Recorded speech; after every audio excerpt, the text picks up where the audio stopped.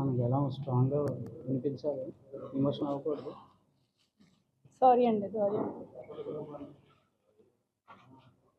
నేను ఈ రోజుతోటి ఇక్కడితో ఎండ్ అయిపోను. నేను ఈరోజు మీరు టీడీపీని తీసుకున్నా, వైసీపీని తీసుకున్నా, టీడీపీ కూడా ఇంకా తక్కువ ఇచ్చిందేమో అండి, వైసీపీ తీసుకున్నా ఎక్కువ స్థానాలు మా సెట్టు ప్రజలకు కేటాయించడం జరిగింది. అంటే ఎక్కడ గుర్తింపు అనేది ఒక పార్టీ ఇస్తుంది, అది జనసేన ఎందుకు చేయలేకపోయింది? ప్రతిసారి మాట్లాడుతూ ఉంటారు కదా, ఎందుకు చేయలేకపోయింది? నేను ఒక్కటే ప్రశ్నిస్తున్నాను, నాదెండ్ల మనోహర్ గారు పార్టీని ఏం చేయాలనుకుంటున్నారు? ఆయన ఒక కోవట్, ఆయన ఒక కోవట్, తెలుగుదేశం పార్టీ నుంచి వచ్చిన కోవట్ నాదెండ్ల మనోహర్ గారు. తెలుగుదేశం పార్టీకి అండి. యాక్చువల్ గా క్షమించాలి బ్రదర్, ఇందాక ఒక పత్రికా మిత్రులు పార్టీ కాదు, ఇది 100% కమ్మోళ్ళ పార్టీ అండి. ఇది కమ్మోళ్ళ పార్టీ. ఈరోజు చూసుకుంటే అండి, జనసేనకి ఇచ్చిన దగ్గరికి ఒక 18 సీట్లు కన్ఫర్మ్ అయినాయి అండి. 21లో 18 సీట్లు కన్ఫర్మ్ చేశారు. అందులో 9 మంది కాపులు ఉన్నారు. 18 సీట్లు 9 మంది కాపులు ఉన్నారు. 3 బీసీలకు ఇచ్చారు. విశాఖ సౌత్ ఒకటి, నరసాపురం ఒకటి, అనకాపల్లి ఒకటి. వీటిల్లో కొనసాల రామకృష్ణ గారు కానివ్వండి, ఆ వంశీకృష్ణ యాదవ్ కానివ్వండి, లేదంటే కొత్తగా వచ్చిన తిరుపతికి సంబంధించిన ఆరాణి వీళ్ళ బాలశౌరి గారు అక్కడ ఎంపీ కానివ్వండి, వీళ్ళందరూ కూడా పార్టీలో కొత్తగా వచ్చారు. 10 సంవత్సరాల నుంచి కష్టపడుతున్న పార్టీకి సంబంధించిన వాళ్ళు ఎందుకు కనిపించట్లేదు? ఈరోజు కొత్తగా వచ్చి టికెట్లు పట్టుకెళ్ళిపోతే వాళ్ళకి మేము వెనకాల ఊడిగం చేయాలా?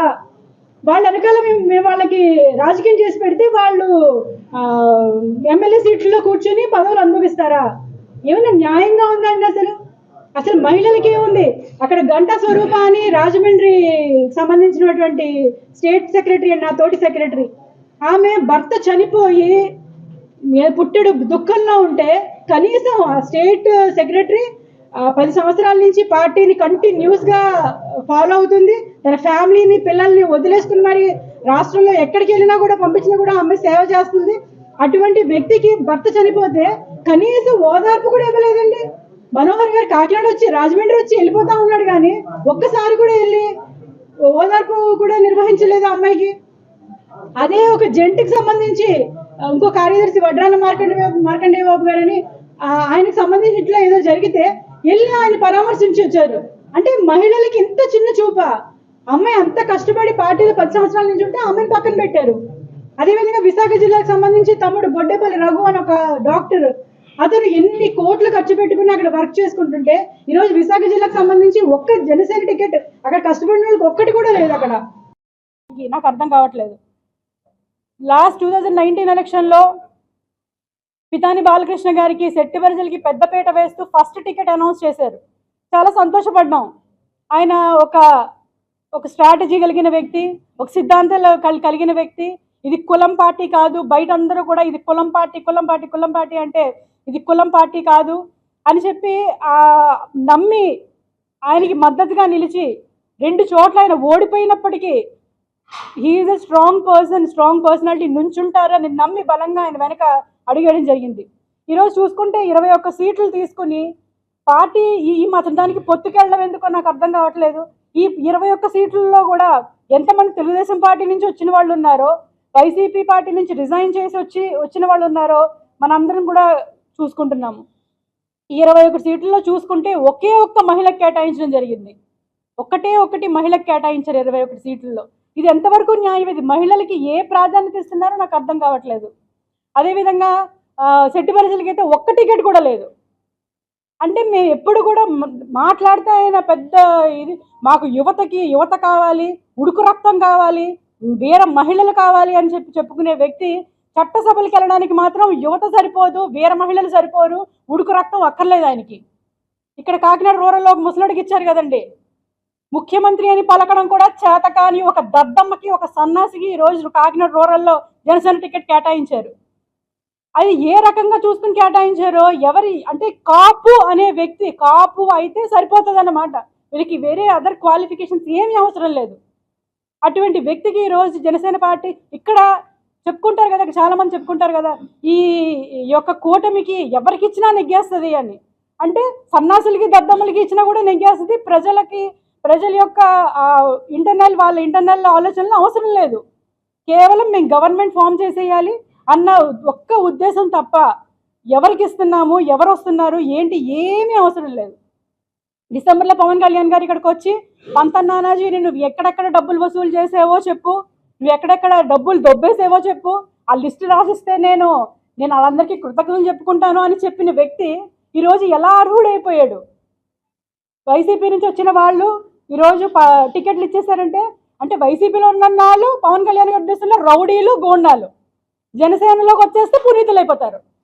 ఇదే కదండి ఈరోజు పవన్ కళ్యాణ్ గారి ఉద్దేశం. నాదెండ్ల మనోహర్ అనే వ్యక్తి ఈరోజు పార్టీని సర్వనాశనం చేసేసాడు.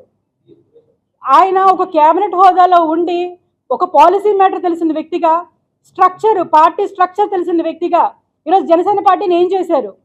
పవన్ కళ్యాణ్ గారు మన మీటింగ్లో, తాడేపల్లిగూడెం మీటింగ్లో చెప్తున్నారు, మనకి పోల్ మేనేజ్మెంట్ లేదు, బూత్ మేనేజ్మెంట్ లేదు, వాళ్ళకి 40 years, తెలుగుదేశం వాళ్ళకి 40 years అనుభవం ఉంది కాబట్టి వాళ్ళకే మనం ఇద్దాము, వాళ్ళతో పాటు అడుగులేసి నడుద్దాము, వాళ్ళతో సమానంగా నడుద్దామని చెప్పడం జరిగింది. పోల్ మేనేజ్మెంట్, బూత్ మేనేజ్మెంట్ లేకపోవడం అనేది ఇన్ఛార్జీలు తప్ప. ప్రతి నెలకు ఒకసారి ఇక్కడికి వచ్చి క్లబ్లో ఉండి నాదెండ్ల మనోహర్ అనే వ్యక్తి ఇక్కడికి వచ్చి క్లబ్లో స్పెండ్ చేసి ఒక డే అంతా కూడా ఏదో మీటింగులు పెడుతున్నామని చెప్పేసి 3-4 రోజులు ఇక్కడే స్పెండ్ చేసి పోల్ మేనేజ్మెంట్ కానీ బూత్ మేనేజ్మెంట్ కానీ చేయకుండా ఏం చేస్తున్నారు?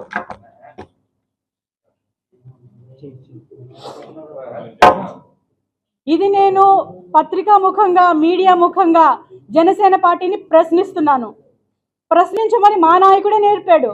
ఆయన స్ఫూర్తితోనే పవన్ కళ్యాణ్ గారి స్ఫూర్తితోనే ఈరోజు నేను ధైర్యంగా మాట్లాడుతున్నాను, ప్రశ్నిస్తున్నాను. ఈరోజు జనసేన పార్టీ ఏం చేస్తుంది? పోల్ మేనేజ్మెంట్, బూత్ మేనేజ్మెంట్ లేకుండా దశాబ్ద కాలంగా పార్టీలో ఉన్నారు కదా ఆయన, దశాబ్ద కాలం పార్టీని నడిపారు కదా ఆయన. ఇప్పటికీ కూడా పోల్ మేనేజ్మెంట్, బూత్ మేనేజ్మెంట్ లేదు అంటే ఎవరి వైఫల్యం కారణం ఇది? ఖచ్చితంగా పవన్ కళ్యాణ్ గారు, నాదెండ్ల మనోహర్ గారు కూడా ఇందులో దీనికి సమాధానం చెప్పి తీరాలి. అంటే ఇంతమంది జన సైనికులు, పవన్ కళ్యాణ్ గారు అంటే పడి చచ్చిపోయే యువత, షర్టులు చింపుకొని చెప్పులు కూడా లేకుండా ఆయన కారు వెనకాల పరిగెడుతుంటే ఆయనకి ఇంత కూడా జాలి కలగట్లేదా?